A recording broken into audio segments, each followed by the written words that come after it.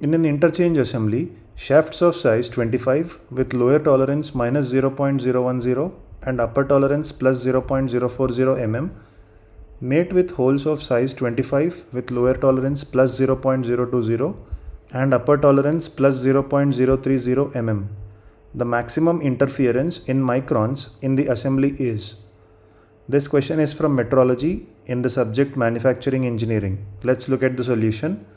Upper dimension of the shaft is 25 plus the upper tolerance, which is 0.040, which is 25.040 mm. The lower dimension of the shaft is 25 minus 0.010, that is 24.99 mm.